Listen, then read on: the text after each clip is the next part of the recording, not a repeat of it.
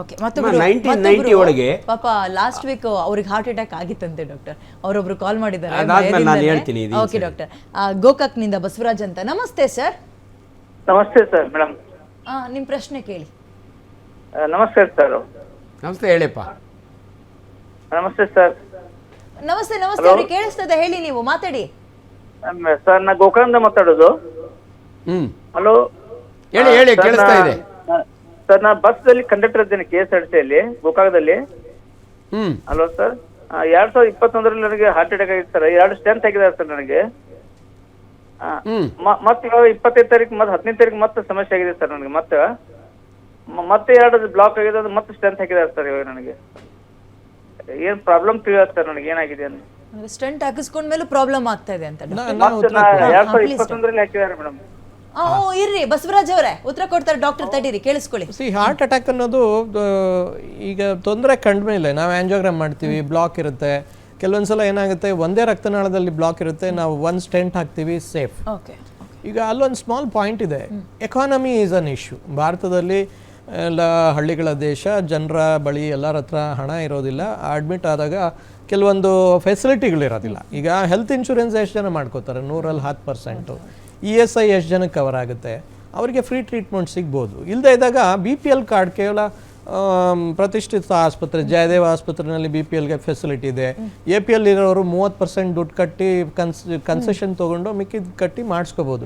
So suppose 3 ರಕ್ತನಾಳ block ಇದೆ, ಆಮೇಲೆ ಇದು ನಾವು ಹಣ ಕೊಟ್ಟ ತಕ್ಷಣ ಎಲ್ಲನೂ ಮಾಡೋಕ್ಕಾಗುತ್ತೆ ಅನ್ನೋಗೂ ಇಲ್ಲ. ಕೆಲವೊಂದ್ಸಲ ಕ್ರಿಟಿಕಲ್ ಡಿಸೀಸ್ ಇರುತ್ತೆ, ಅದಕ್ಕೆ ಮಾತ್ರ ಸ್ಟೆಂಟ್ ಹಾಕ್ತೀವಿ.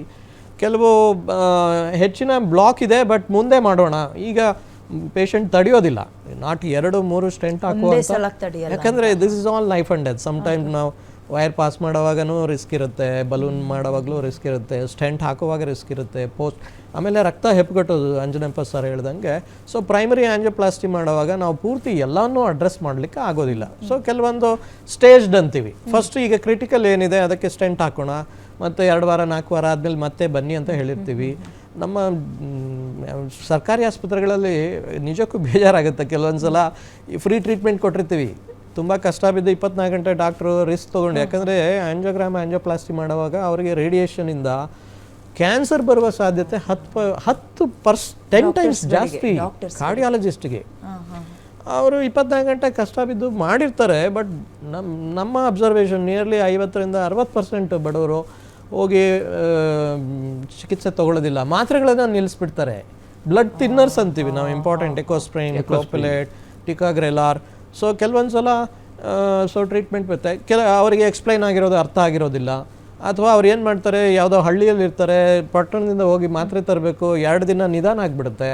ಅಥವಾ ಮಗ ಊರಿಂದ ಕಳಿಸ್ಬೇಕು, ಅವ್ನು ಕಳ್ಸೋದು ಮಾತ್ರೆ ತಗೊಳ್ಳೋದು ಬಿಟ್ಟಿರ್ಬೋದು. ಅಥವಾ ಕೆಲವೊಂದು ಸಲ ಇಂಟೆನ್ಸಿಟಿ ಆಫ್ ಕಾಯಿಲೆನೇ ಜಾಸ್ತಿ ಇರ್ಬೋದು.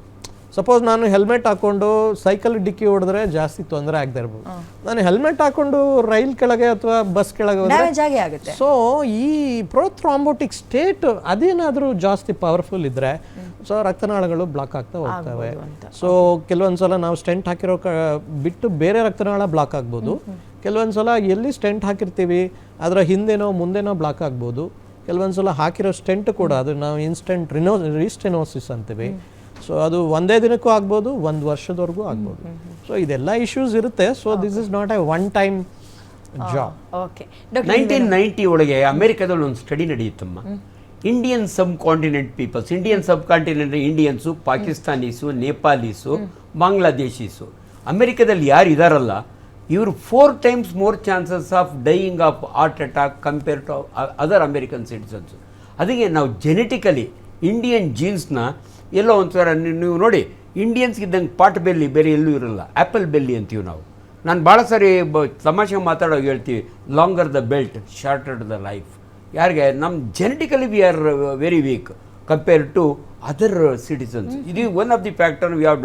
ಮೊದಲೆಲ್ಲ 45ರಿಂದ 60 ರಿಸ್ಕ್ ಏಜ್ ಇತ್ತು ಇಂಡಿಯಾ ಒಳಗೆ, ಇವಾಗ 25ರಿಂದ 35ಕ್ಕೆ ಬಂದುಬಿಟ್ಟಿದೆ. ಅದಕ್ಕೆ we see lot of youngsters dying. So ನಮ್ಮ ಜೀನ್ಸೇನೆ definitely it is one of the, ಅವಾಗಲೇ ಸರ್ ಹೇಳ್ತಿದಾರಲ್ಲ, ಕಾಂಜನೈಟಲ್ ಅನಾಮಲೀಸ್ ಬೇರೆ, ಇದೆಲ್ಲ ಅವ್ರಿಗೆ ಗೊತ್ತೇ ಇರಲ್ಲ. ಚಿಕ್ಕ ಹುಡುಗಿ ಯಾಕೆ ಸಾಯ್ತಾಳೆ ಪಾಪ ಬಿಳಿ, ಅವಳಿಗೇನೋ ವ್ಯಾಲ್ವುಲರ್ ಡಿಸೀಸ್ ಇತ್ತು, ಟೀಚರ್ ಹತ್ರ ಹಿಂಗೆ ತೋರ್ಸ ಬಿದ್ದು ಸತ್ತೋಗ್ತಾಳೆ. ಜನ ಅಂದ್ಕೊಳ್ಳೋದು ಹಾರ್ಟ್ ಅಟ್ಯಾಕ್ ಆಯ್ತಾ ಮಗುಗೆ ಅಂತ, ಬಟ್ ಅವಳಿಗೆ ಬೇರೆ ಅನಾಮಲಿ ಇರುತ್ತೆ, ಹಾರ್ಟಿನ ಪ್ರೊಲ್ಯಾಪ್ಸ್ ಆಫ್ ವ್ಯಾಲ್ವೋ ಏನೋ ಇರುತ್ತೆ, ಅದು ಜನಸಾಮಾನ್ಯರಿಗೆ ಗೊತ್ತಾಗಲ್ಲ. ರಿಪೋರ್ಟ್ ಆಗೋದೇನು ಚಿಕ್ಕ ಮಗು ಪಾಪ ಹಂಗೆ ಕೊಲ್ಯಾಪ್ಸ್ ಆಗಿ ಹಾರ್ಟ್ ಅಟ್ಯಾಕ್ ಆಗ್ಬಿಟ್ಲು ಅಂತಾರೆ. ಇವೆಲ್ಲ ಗಮನದಲ್ಲಿರಬೇಕು. ಓಕೆ